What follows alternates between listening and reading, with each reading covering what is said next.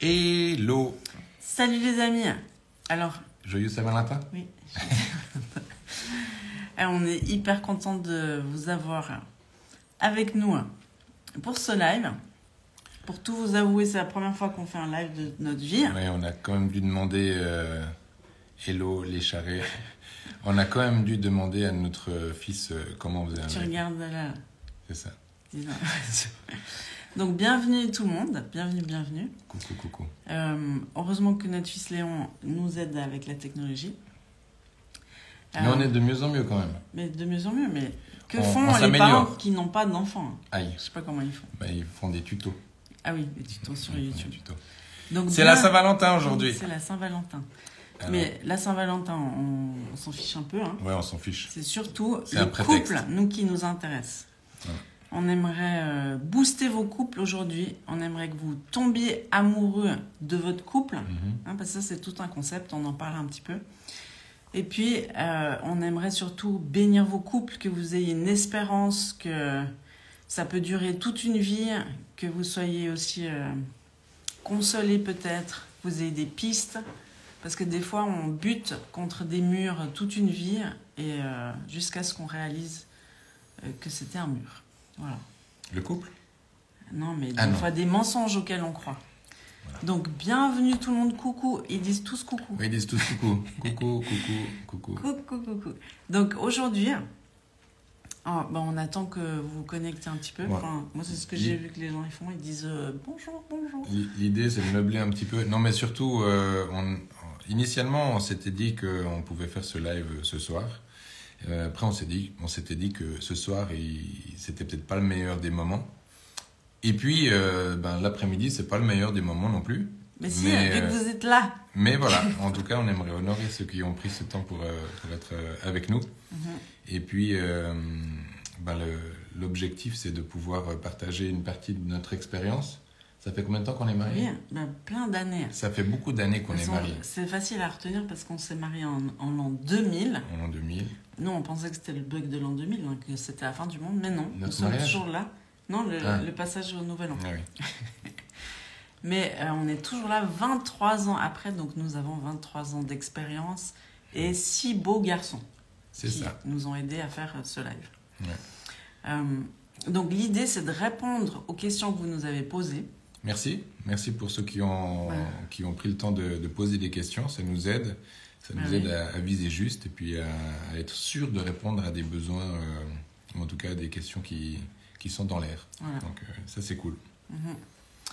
Et puis, donc, pour ceux qui ne savent pas qui nous sommes, on est un couple heureux, en mariage. Ouais, c'est ça. Donc, c'est pour ça que on aimerait vous donner un petit peu notre recette d'amour et de longévité. Donc, 23 ans de mariage, 6 enfants de 21 à 11 ans. Ça fait un peu notre pédigré, ça notre fait palmarès. Ça fait un peu le palmarès. Ouais. Et Oui. puis, on est pasteur accessoirement à Annecy, au Gospel Center. Et puis, moi, j'ai une formation de psychologue. Et mon cher mari magnifique, il a plein de Je suis pas psychologue pour un sou. talents. Si, c'est un fin psychologue, justement. Ah.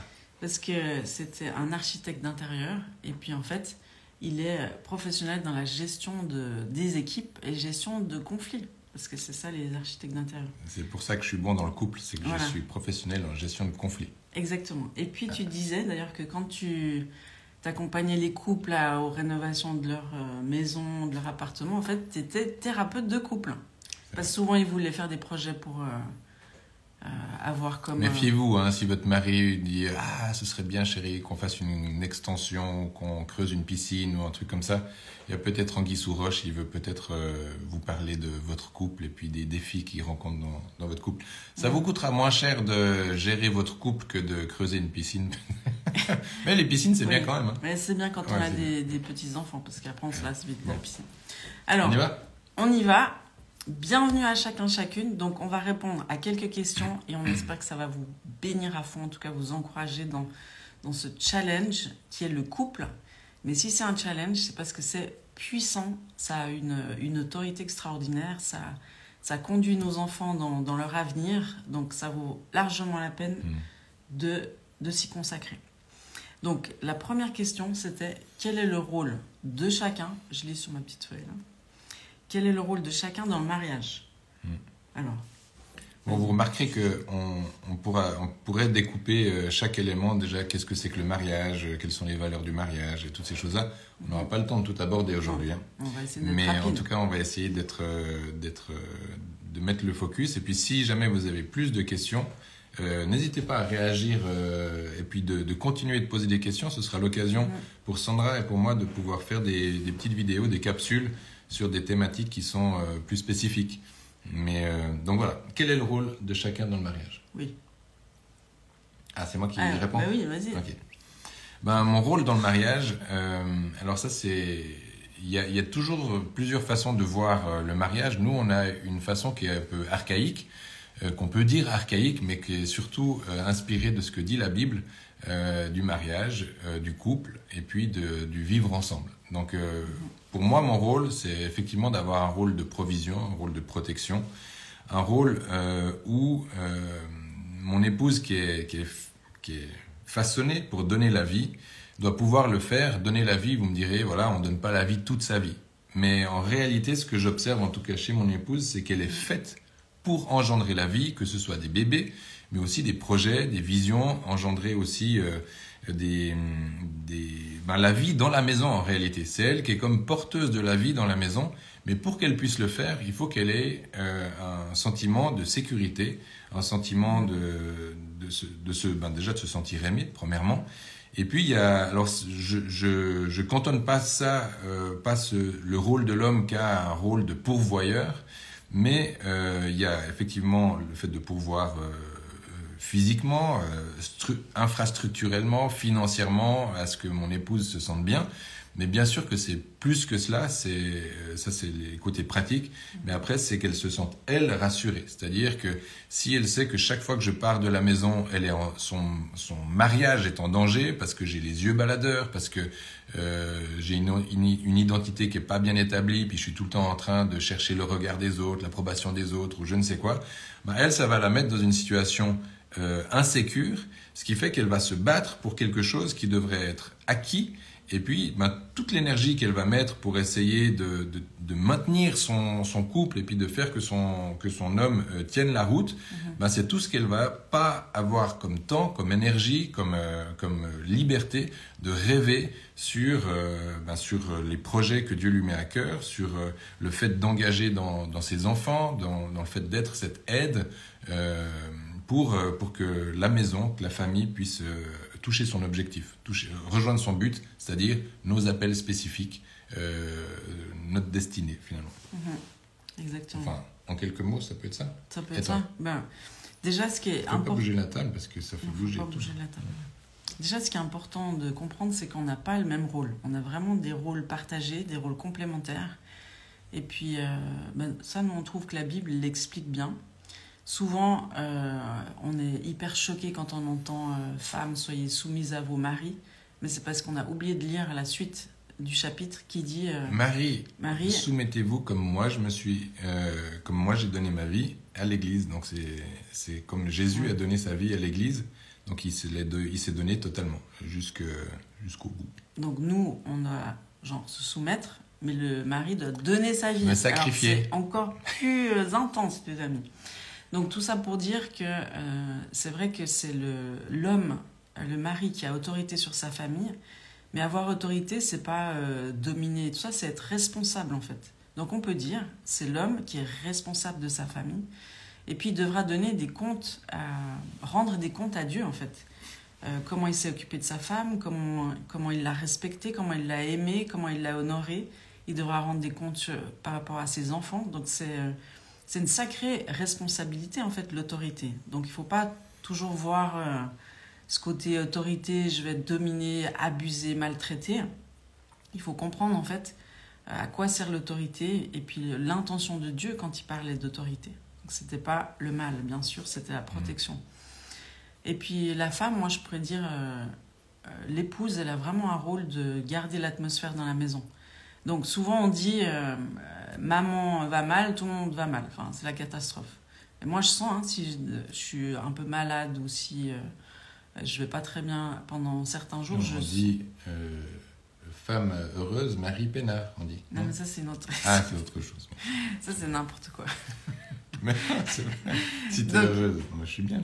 Mais oui, mais le but, c'est pas d'être peinard. Ah non, pas peinard. De faire ce que tu es censé faire. Mais tout ça pour dire que si on ne comprend pas le rôle de chacun et qu'on est complémentaires, on ne peut pas échanger l'homme avec la femme et inversement non plus. C'est difficile pour les femmes seules d'assumer le rôle de l'homme et de la femme en même temps. C'est même impossible.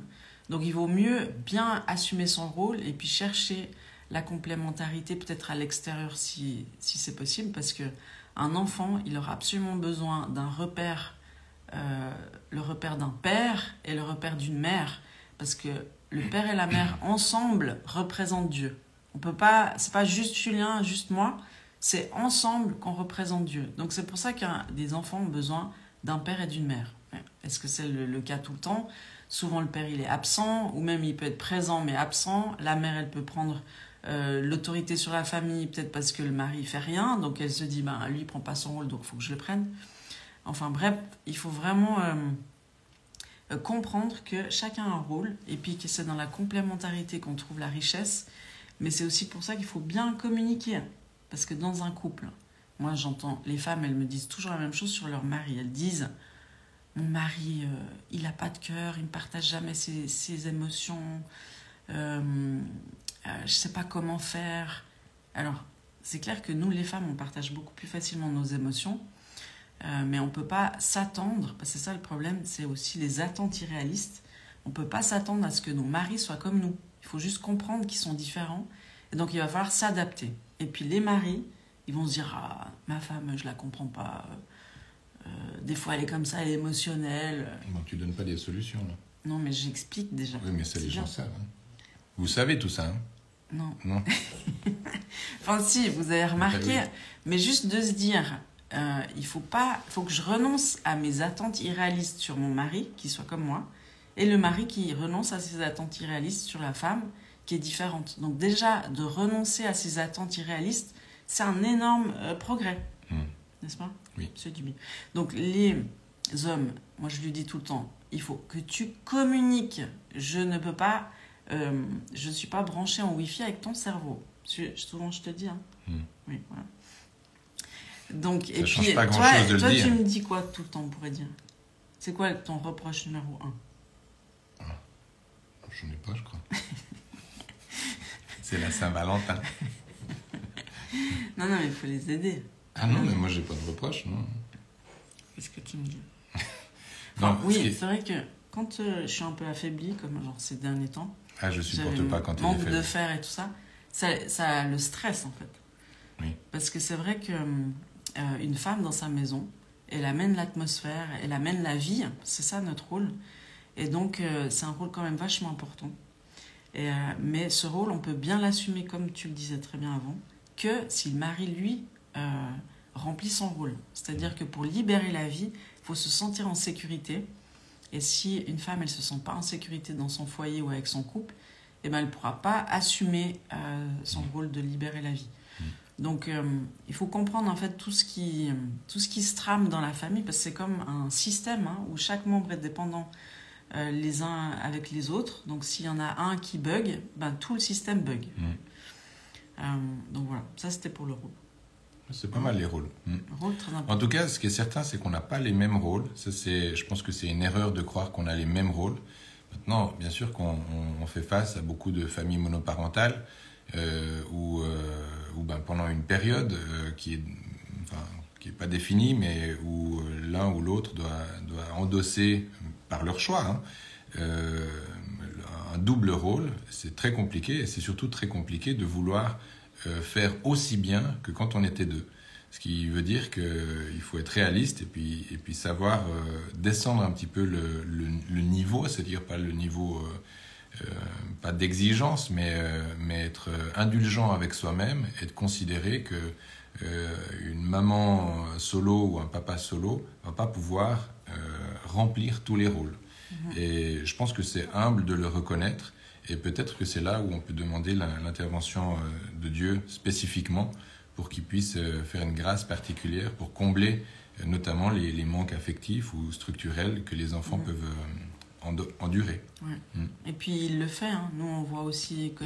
Il le fait, oui. Il le fait dans tout. Quand tu manques d'un père, il peut pourvoir d'une manière ou d'une autre un père. Quand tu manques d'une mère, il peut pourvoir aussi les enfants. Nous, on a souvent on a déjà beaucoup d'enfants.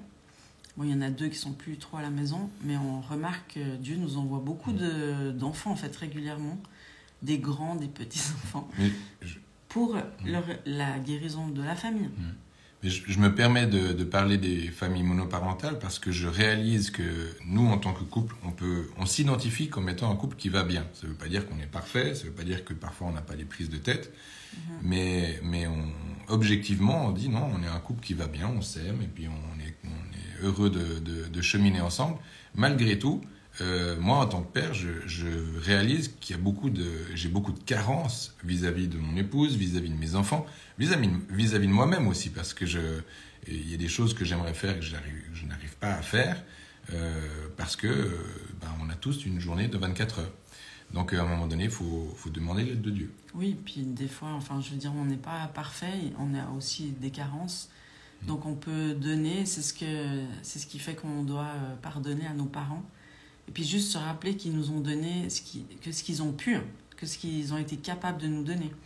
Donc nous, c'est la même chose. Et puis c'est vrai que le manque... Là, c'est pas la parentalité, là. On va rester sur le couple. Okay. On va rester sur le couple, hein. Restons sur le couple, sinon ça va durer des heures, il faut qu'on soit rapide. Ok, go. Donc, pour toi, Julien, quel regard tu portes sur ta femme et sur les autres femmes?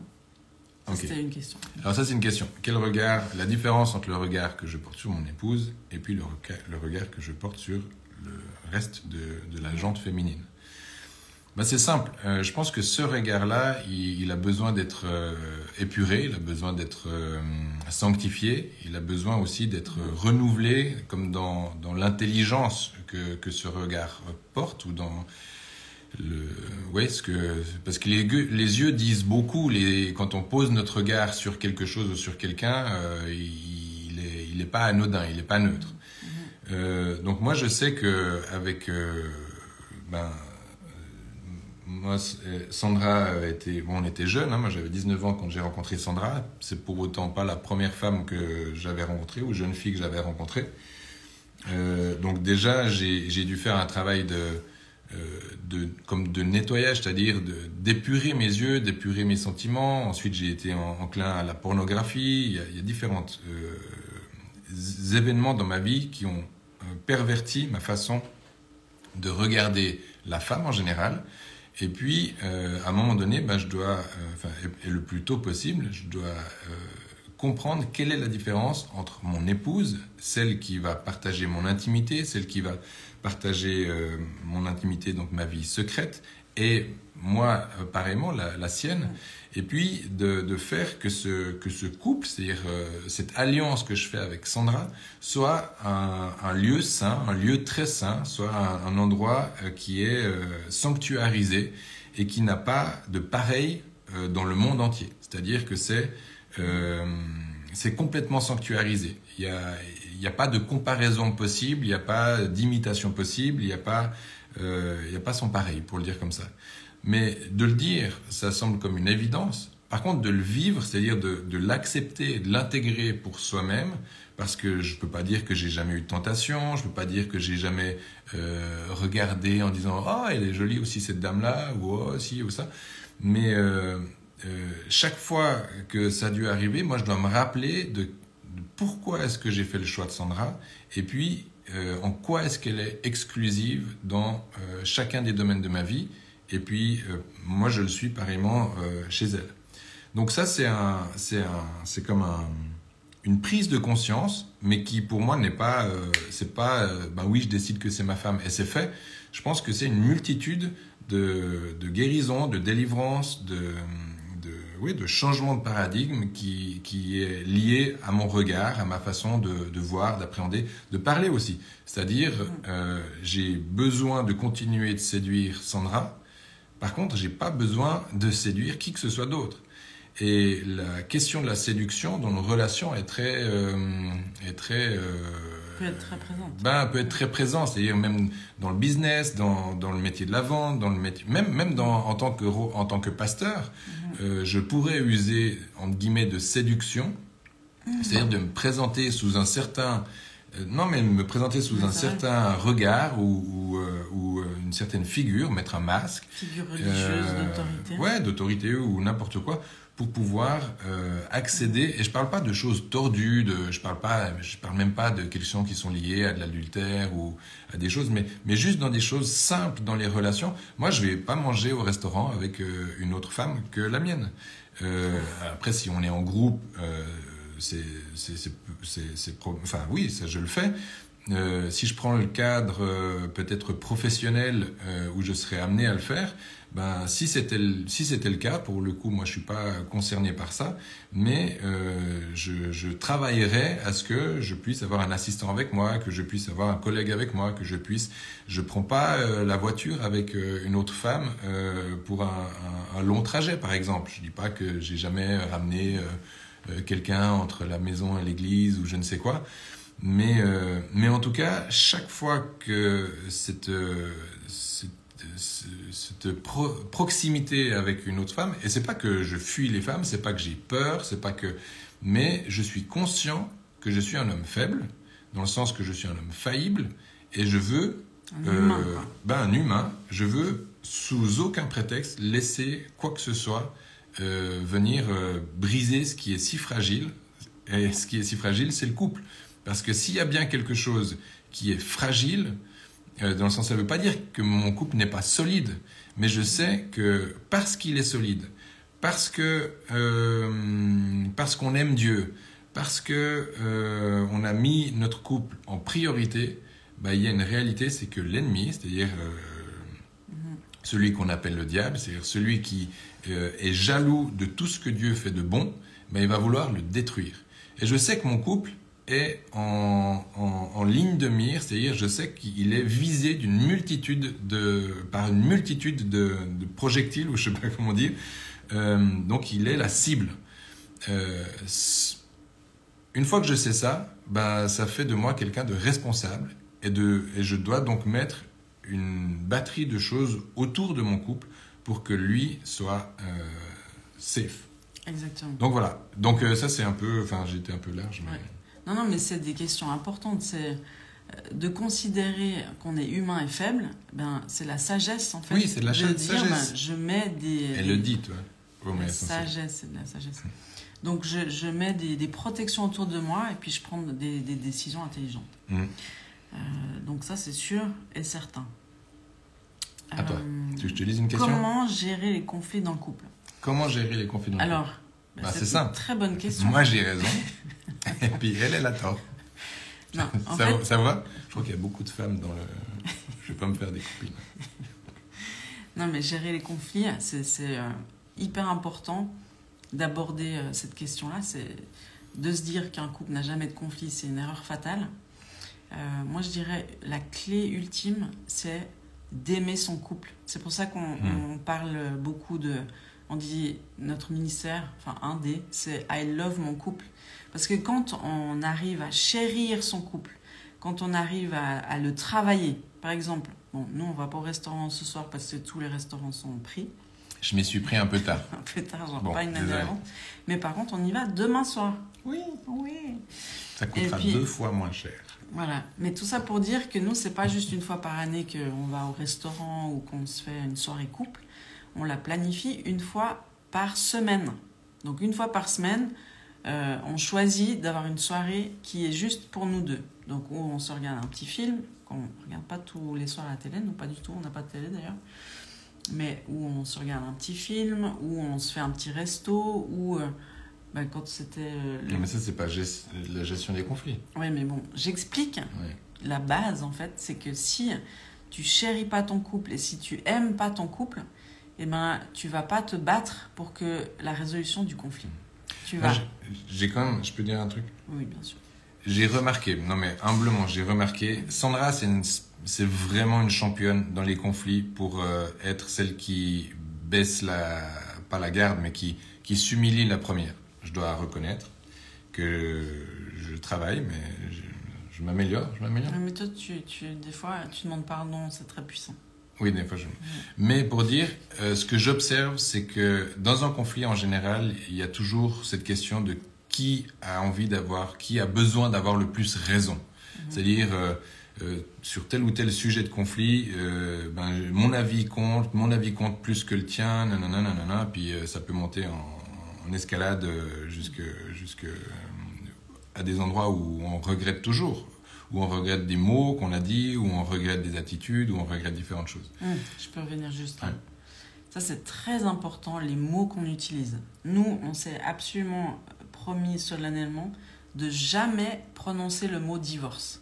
Non. Parce que, en fait, c'est pas une option, en fait. Ce que tu déclares, c'est des choses qui vont se tenir entre toi et qui auront une autorité sur ton couple. Donc, c'est pour ça que c'est...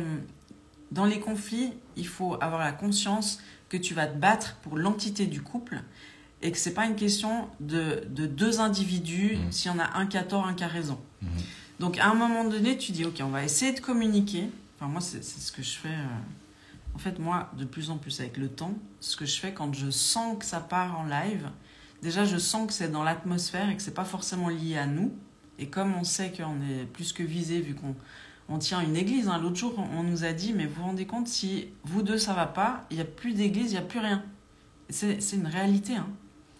On est une entité très importante, non seulement pour nos enfants, mais aussi pour toutes les gens qui sont sous notre autorité. Donc, on leur doit aussi beaucoup. On leur doit d'être assez courageux, assez vaillants pour se battre pour le couple. Donc, cette perspective-là, si on ne l'a pas en ligne de mire, on va se dire, l'autre, on va voir tous les défauts de l'autre, et puis à un moment donné, ça va se séparer. Mais si on chérit le couple, on y travaille, et puis on prend soin de cette entité du couple, là, on va dire, OK, là, ça va pas, ça part en freestyle, donc qu'est-ce que moi, je peux faire pour que ça change ? Donc moi, ce que je fais, c'est que je vais dans ma petite salle de prière et je commence à prier. Et en général, ça se résout très vite. Donc pour dire... mais après, il y a des points de friction où on doit vraiment s'expliquer l'un et l'autre. Donc ça, c'est déjà au niveau de la communication. Donc pas s'incendier, jamais de vulgaire. Enfin, ça, c'est dans la vie en général. Des gros mots.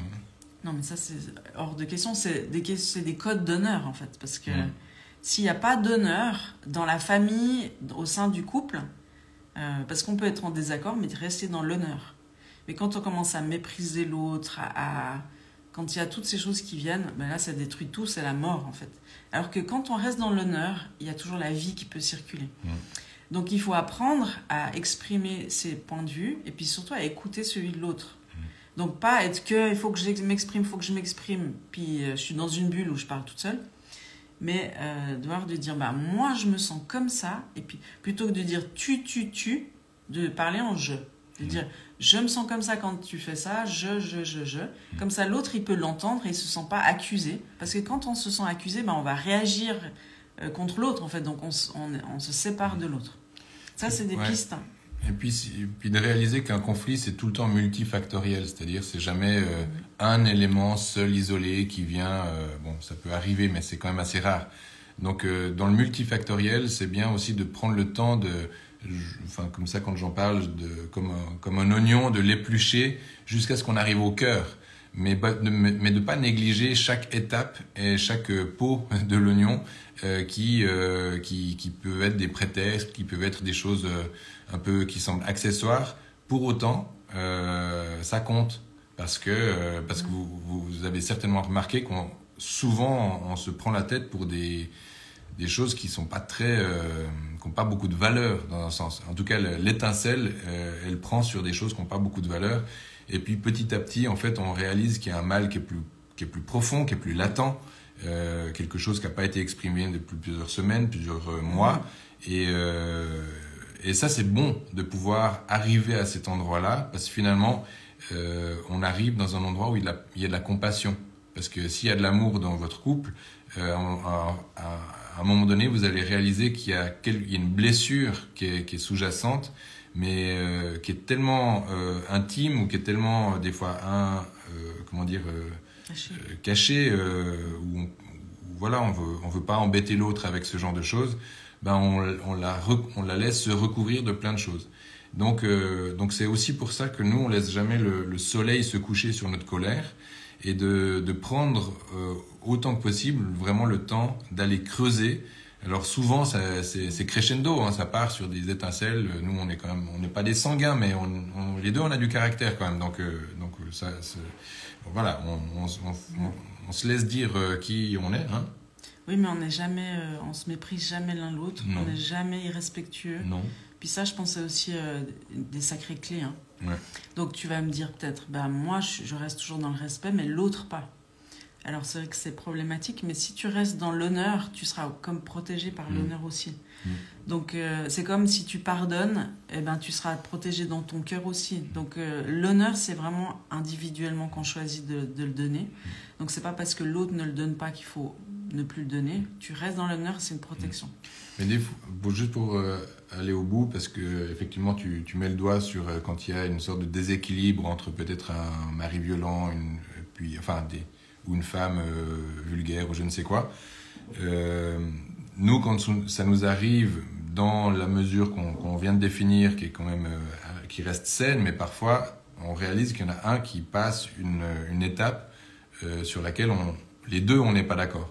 Donc en fait on le signale, on dit là tu as dépassé une étape. Là, donc il y a comme une rupture de contrat. Oui, il y a une rupture de contrat. Donc à un moment donné, c'est bon, écoute, va dans ta chambre, enfin va à un endroit, souffle un coup et puis on revient. Mais parce que il faut qu'il y ait la pression qui descende. Et donc ce que je veux dire par là, c'est qu'on n'a pas le droit, enfin on a le droit de ne pas accepter tout et n'importe quoi. Donc à un moment donné, c'est de se protéger, c'est-à-dire d'avoir une sorte d'amour-propre qui nous protège et de dire non, je peux pas encaisser n'importe quoi et n'importe comment. Donc bon, nous ça nous oui, non, mais trop, si ça arrive, c'est sûr, il faut se protéger, fuir. C'est clair. Hein.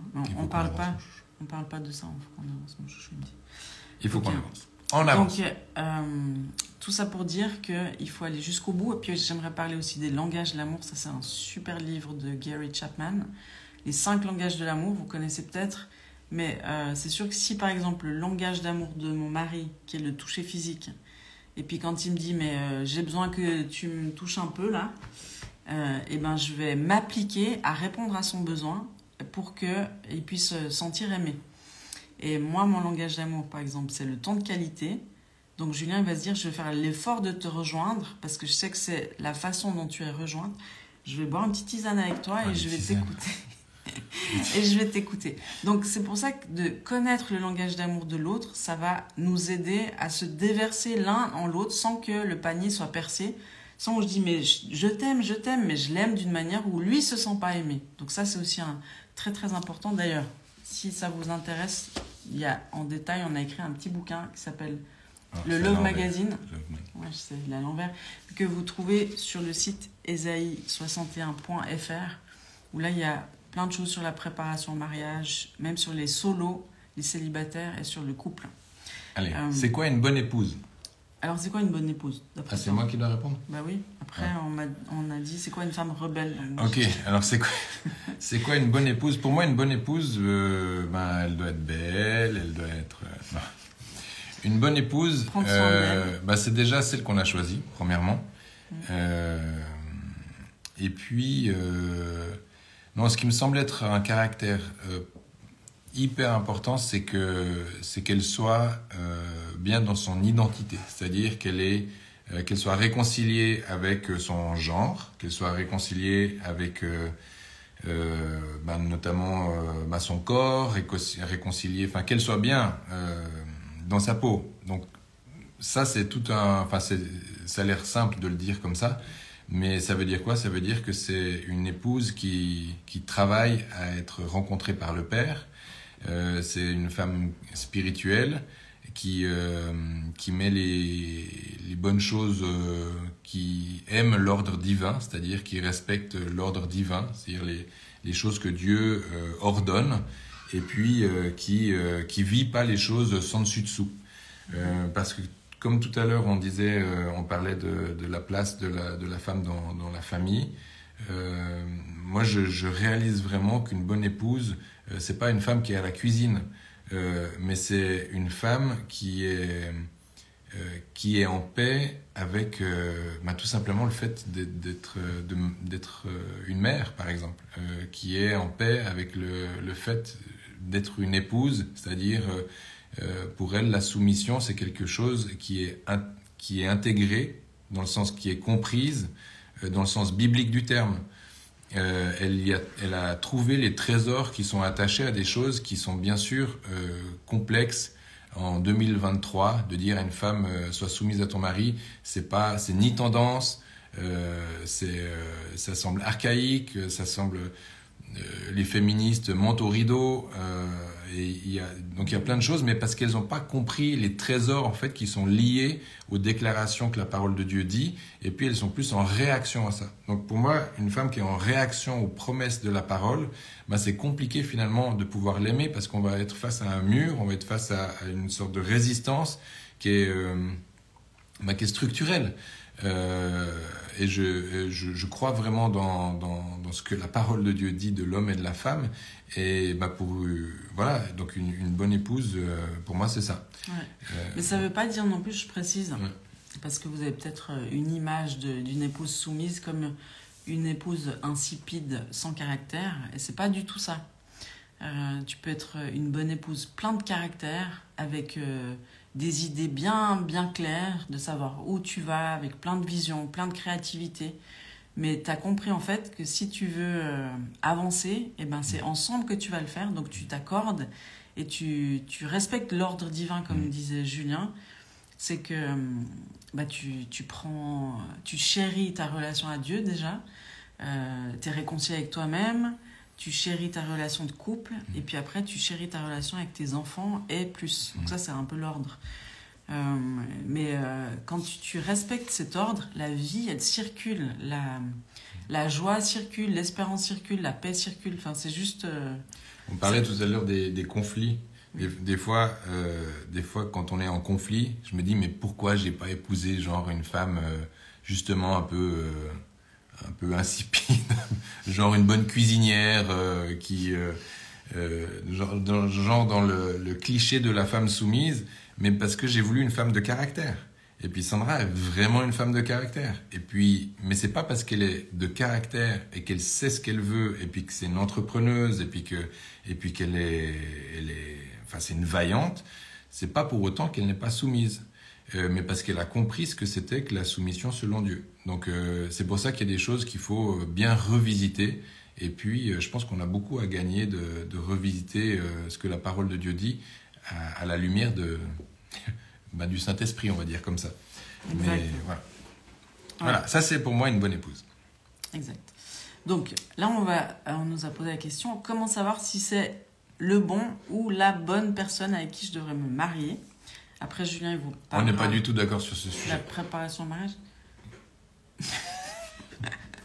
C'est pas vrai, c'est pas ce sujet-là sur lequel on n'est pas d'accord. Ah d'accord. Mais donc comment savoir si c'est le bon? Déjà, avoir des personnes en qui tu as confiance, qui sont autour de toi et qui te disent oui, je pense vraiment que vous êtes faits l'un pour l'autre. Déjà des personnes extérieures, parce qu'on dit souvent que l'amour rend aveugle. Donc quand il y a le sentiment amoureux, tu peux vraiment te planter des fois. Même si tu peux être hyper prophétique, genre oui, Dieu m'a dit, c'est ma femme, c'est mon homme, mais là tu peux aussi largement te planter. Donc tu as besoin des autres pour confirmer ça, parce que c'est des décisions qui vont impliquer toute ta vie, donc tu as intérêt à prendre la bonne décision. À prendre le temps, à prendre un temps même de séparation où tu te poses devant Dieu, tu lui poses des questions, tu lui demandes des réponses concrètes. Donc moi je crois vraiment que Dieu est un faiseur de mariage. D'ailleurs Derek Prince a écrit un bouquin sur le sujet qui est très bien. Parce que comme il connaît l'appel de chacun d'entre nous, il connaît aussi l'appel d'un couple, il connaît l'appel d'une famille, il sait quel ADN doit être transmis à quel enfant. Donc c'est juste énorme en fait. C'est la décision de ta vie, c'est vraiment le choix de ton conjoint. Donc moi je vais dire, déjà il faut que ce soit ton meilleur ami, ta meilleure amie, ça c'est clair. Moi je dis la vie c'est comme Pékin Express. Bon c'est un vieux truc Pékin Express, mais c'est comme un espèce de parcours d'aventure. Donc avec qui tu vas choisir de faire ce parcours d'aventure où tu vas vivre des choses difficiles, pas manger, pas dormir, pas toutes des épreuves, quoi. Avec qui tu veux vivre toutes ces épreuves ensemble, avec qui tu te sentirais en sécurité. Moi, ce que j'ai toujours beaucoup aimé chez Julien, c'est de me dire, comme c'est un homme hyper débrouille, qu'on soit riche, qu'on soit pauvre, je sais qu'il va se débrouiller pour notre famille, pour nous. Il nous construira une cabane, il ira chasser le yuk, je sais pas quoi. On va essayer de vivre dans une cabane, hein, mon chouchou. Moi, ce serait plus difficile. Mais en tout cas, je sais qu'avec lui, je serai en sécurité. Et donc, qu'est-ce que j'étais en train de dire ? Ah oui, tu dois choisir ton partenaire d'aventure. Donc, il faut que tu partages les mêmes passions avec lui, les mêmes... que tu aies quand même beaucoup d'intérêts communs. On dit souvent, c'est beau de voir des cultures se mélanger, mais c'est aussi pas forcément évident de marier deux cultures très différentes ensemble. C'est très riche, mais ça complexifie l'équation. C'est très riche, mais c'est pas forcément évident. Mais tout ça pour dire que la foi, pour moi, c'est un critère absolument ultime. Hein. Mais nous, on s'est rencontrés avec Julien, on n'était pas chrétiens, les deux.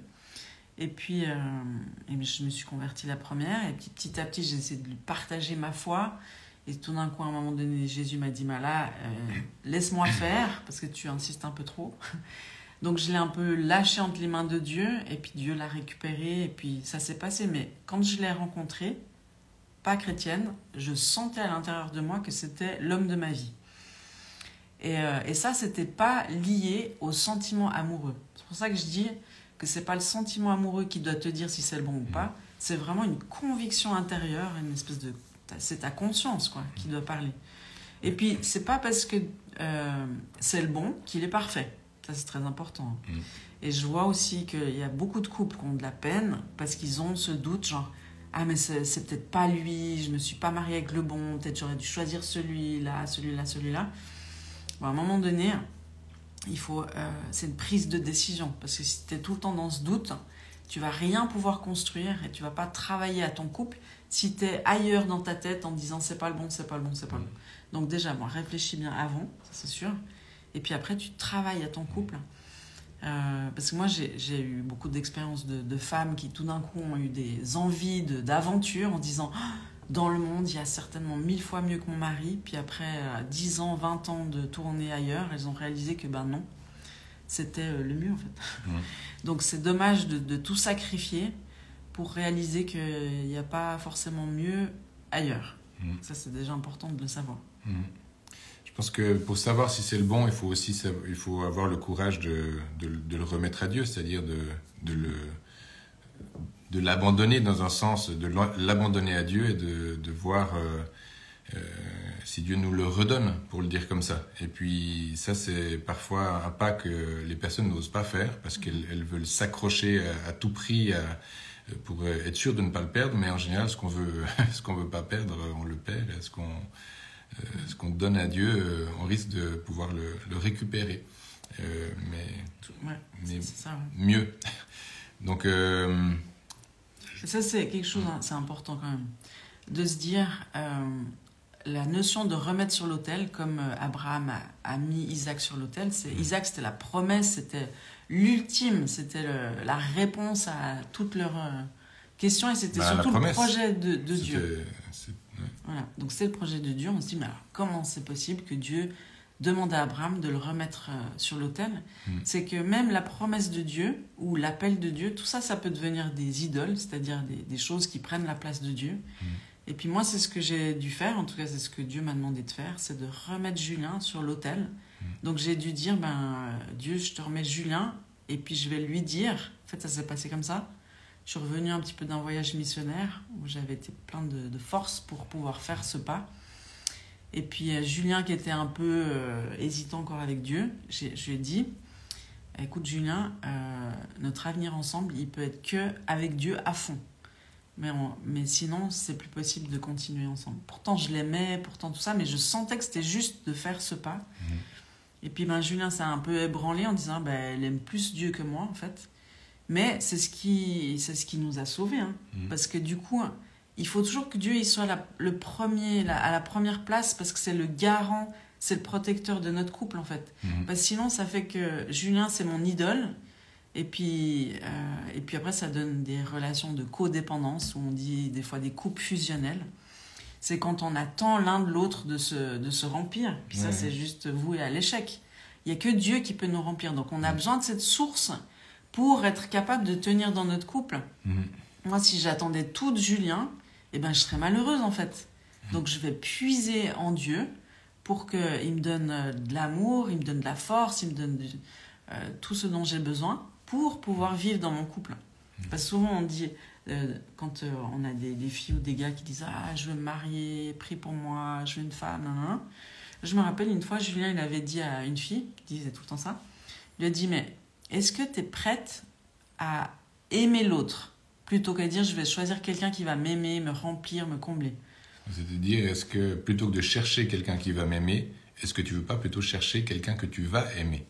Et puis ce changement de paradigme qui semble, c'est une petite nuance, mais qui change tout au définitif. Puis c'est pas juste vrai au moment où tu le cherches ou tu la cherches, mais c'est vrai tout le temps. C'est-à-dire que tu dois aimer plus ton couple ou tu dois aimer plus ta partenaire que le fait de te satisfaire toi-même, que le fait de te remplir toi-même, c'est-à-dire si tu lui donnes ta vie, c'est pour ça que cette question, c'est pour ça que toute notre foi est construite sur le modèle de la famille. Quand Dieu dit donne-moi ta vie, enfin le fait de donner notre vie à Jésus, c'est vraiment l'image de l'épouse et du mari et de l'époux. Et c'est vrai dans le mariage. C'est-à-dire, moi, je lui ai donné ma vie, littéralement. C'est-à-dire que on règle une tonne de choses. Ça ne veut pas dire que je n'existe plus. Ça ne veut pas dire que j'ai pas d'envie. Ça ne veut pas dire que j'ai pas d'appel. Mais tout ce qui consiste à construire ma propre destinée, mon propre appel, ma propre vie, si je mets toute mon énergie à ça, je vise la mauvaise cible. Moi, la cible que Dieu m'a demandé de viser, c'est de faire en sorte que Sandra puisse, elle, rejoindre l'appel que Dieu lui a donné. Et réciproquement pour elle, sa mission, c'est de faire en sorte que moi, je rejoigne l'appel que Dieu m'a donné. Et puis de mettre les choses en place. Mais donc, et puis, alors qu'on vit cette réalité-là, on a vraiment, c'est-à-dire, on vit cette érade, on devient un. On devient, on communie, on devient comme un, et puis c'est l'objectif d'un mariage, c'est de devenir comme un. Et puis pour devenir comme un, il faut faire mourir deux amours propres pour un amour commun. Donc l'amour propre, c'est pas bon.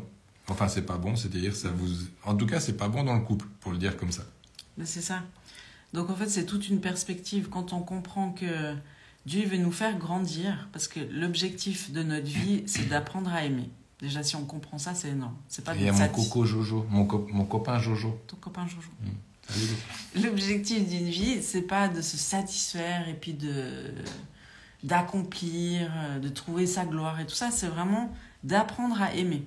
Et Dieu, dans sa grâce, il nous a mis en couple pour apprendre à aimer.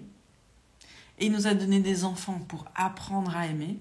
Donc en fait, si je considère mon conjoint comme celui qui va me remplir, si je considère mes enfants comme mes choses qui vont me satisfaire, là je suis complètement à côté de la plaque en fait. Donc c'est pour ça qu'il faut être guéri, délivré, libéré, avoir t'as rappelé une chanson. sa vraie identité, tout ça, pour justement pouvoir rentrer dans ces choses-là. Mais bon, on va peut-être pas aller plus loin. On doit les laisser, je crois. On doit les vous laisser. avez peut-être un travail, non? Un peu trop long. Bon, on espère que tout ce qu'on vous a dit, ça vous aide un petit peu ou ça vous donne des nouvelles perspectives. On avait encore des questions, mais sur tout ce qui concerne la préparation au mariage, toutes ces choses-là. Donc là, on va pas en parler plus. Mais si, j'aimerais dire que Julien Duby, lui, là, à côté de moi, c'est un champion du monde de la préparation au mariage. Donc il y a tout un chapitre dans notre super magazine Love Mag, que vous trouvez sur esaïe61.fr. Donc Julien, il fait beaucoup de préparation au mariage. D'ailleurs, il en fait tellement qu'il s'est dit, il faut que je fasse un module, un e-learning, vous pouvez avoir le e-learning préparation au mariage sur le site esaïe61.fr. Voilà. Et là, on nous a posé des questions sur justement la préparation au mariage, on n'a pas trop le temps d'y répondre, donc n'hésitez pas à prendre le e-learning ou acheter le petit magazine. Non, c'est les deux en fait. Les deux, oui. Si vous faites le e-learning, il vous faut le petit magazine. Il y a un questionnaire. Si vous voulez faire des préparations au mariage, vous pouvez aussi obtenir ce magazine. Si vous voulez bénir les couples ou si vous voulez bénir les célibataires, tout est là-dedans, en petit format sympathique. En tout cas, c'était cool d'être avec vous. C'était super d'être avec vous. On vous bénit en tant qu'individu. Il y a peut-être des célibataires qui nous regardent. On bénit votre futur mariage, la rencontre ordonnée par Dieu lui-même. Et puis, on bénit vos mariages, vos familles, vos enfants. Et puis, on veut vraiment déclarer que vous allez prendre des bonnes habitudes. Et vraiment, faites de votre couple une priorité. Faites de vos enfants une priorité. Faites de votre famille une priorité. Il y a rien qui vaut plus que cela. C'est-à-dire que même quand on est au milieu d'une crise de couple qui peut être très violente et compliquée et complexe,